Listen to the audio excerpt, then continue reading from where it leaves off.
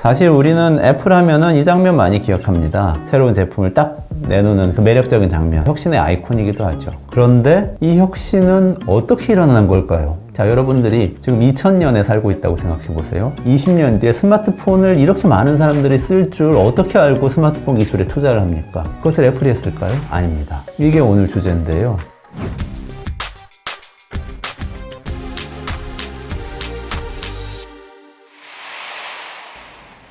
안녕하세요. 스마트폰 어떤 거 쓰세요? 저는 애플 아이폰 쓰는데요. 그러고 보니까 애플 제품 굉장히 많이 쓰네요. 아이폰도 계속 썼고 이것도 맥북이고 아이패드도 지금 가지고 있는데 어쨌든 애플이 좀 매력적인 제품을 많이 내놓는 건 맞아요. 그리고 굉장히 혁신적인 혁신의 아이콘이었죠. 이 이야기를 제가 소득의 미래라는 책에서 이 11장에서 좀 더 자세히 다루고 있는데 오늘은 책에 못 쓴 이야기도 조금 더 해드릴게요. 사실 우리는 애플 하면은 이 장면 많이 기억합니다. 돌아가신 애플의 창업자 스티브 잡스죠. 이분이 항상 제품 발표회 나올 때 이렇게 터틀넥에 청바지 입고 나오셔가지고 이렇게 새로운 제품을 딱 내놓는 그 매력적인 장면, 많은 분들이 기억하시는데 혁신의 아이콘이기도 하죠. 이분이 스탠포드 대학 졸업생 대상으로 했던 이 축사에서 Stay Hungry, Stay Foolish 이런 연설에서 굉장히 유명해지기도 했었죠. 모험하고 바보같이 도전하고 계속 배가 고픈 상태로 있어라 뭐 이런 얘기예요. 계속 혁신하려면 불확실성에 도전하라는 거죠. 근데 좀 저는 이 연설을 본 뒤에 마음이 좀 복잡해졌습니다. 왜냐?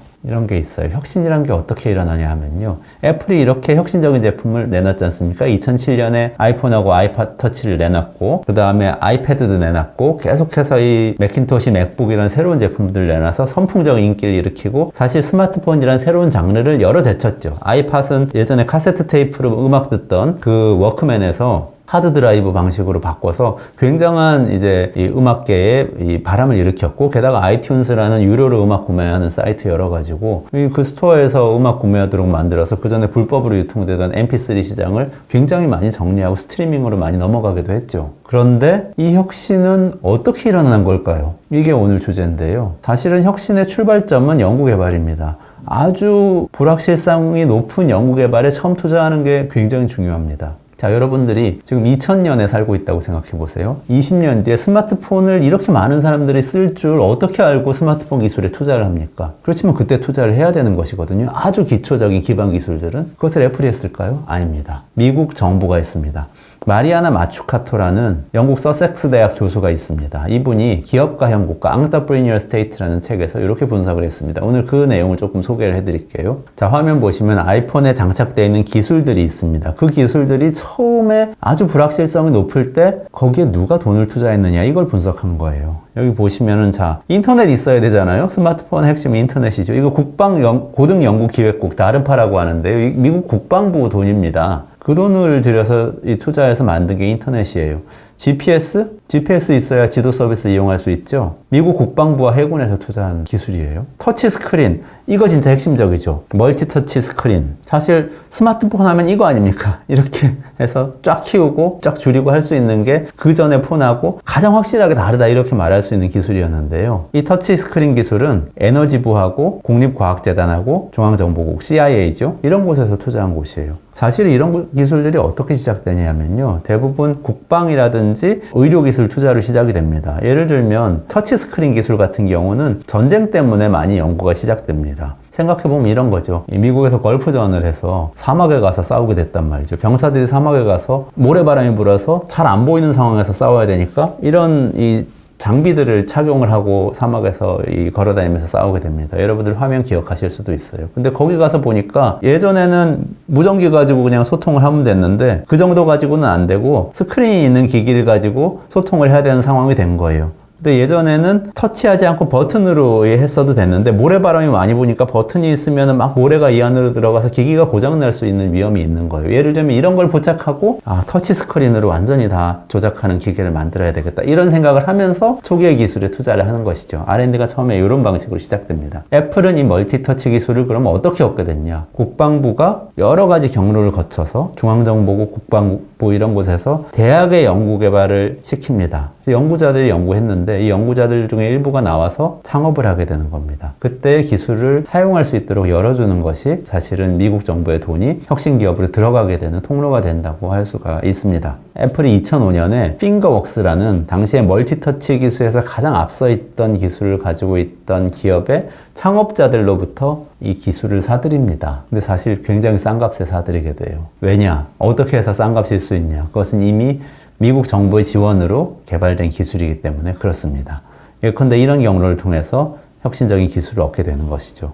실이 마찬가지로 국방부의 다르파에서 만든 것이고요. 마이크로칩 마찬가지고 리튬이온 배터리 같은 경우도 에너지부에서 돈을 들여서 만든 것이죠. 그래서 애플은 돈을 얼마나 벌었냐? 일단 주가를 한번 볼까요? 어떻게 됐는지. $279 나스닥에 상장이 되어 있고요. 이거는 오늘 주가니까 길게 역사적으로 어땠는지 보죠. 자, 보세요. 엄청나게 성장했죠. 1980년대 초에 50센트 이러던 주가가 지금은 $279고 특히 이때 2007년에 아까 말씀드렸죠. 2007년에 아이팟 터치하고 아이폰이 나옵니다. 그 이후에 주가가 오르고 아이폰이 진화를 거듭하면서 주가가 끊임없이 올라서 세계 최대 기업이 일단은 되게 되는 거죠.